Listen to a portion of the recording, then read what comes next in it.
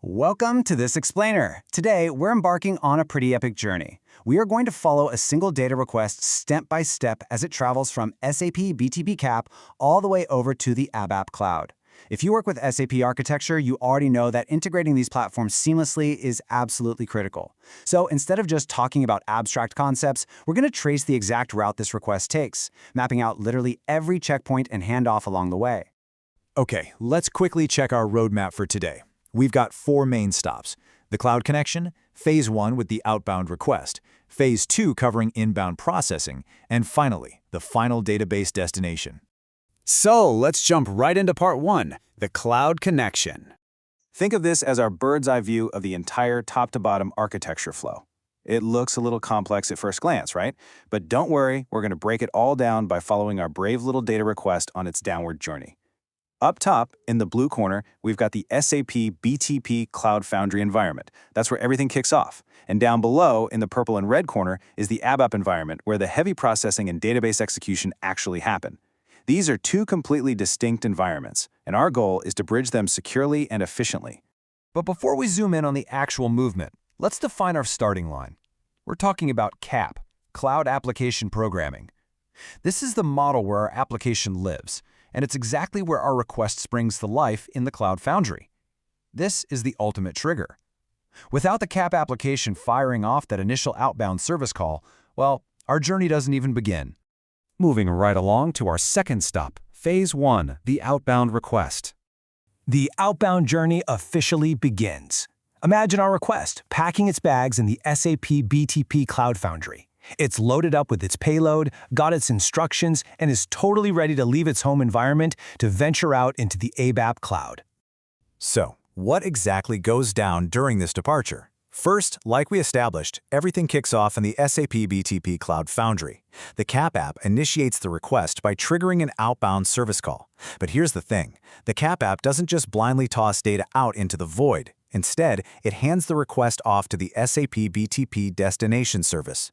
You can think of this service as a highly secure travel agent. It uses a specifically configured destination to securely point our request exactly where it needs to go, aiming it straight at the target ABAP Cloud system.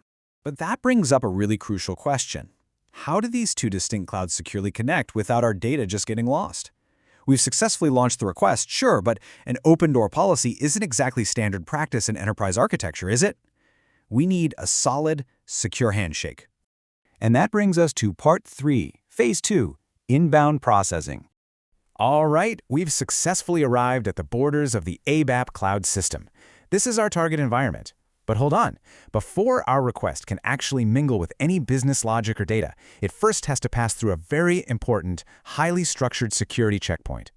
Let's dig into how we actually build this secure connection. When the request lands, it hits the Communication Management Layer. Think of this as the bouncer at the door of an exclusive club. It ensures that the incoming connection from the destination service is expected, authenticated, and fully authorized to be there. Now, what's really fascinating here is the deliberate contrast between the 2 components that make up this layer, the communication scenario and the communication arrangement. The scenario? That's your design time description. It's the technical blueprint of who the communication partners are actually supposed to be. But as we all know, blueprints don't process data. That is where the arrangement steps in. The communication arrangement operates at runtime. It's the active configuration instance used for the actual incoming call. So our request ultimately enters via a runtime arrangement, but it's entirely validated based on the blueprint of that design time scenario. Honestly, it's just an elegant way to separate design from execution.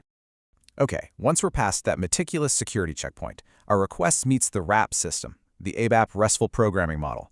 You can think of RAP as the ultimate translator for our request. It takes the underlying business logic and exposes it as a neat, standardized OData V4 Web API.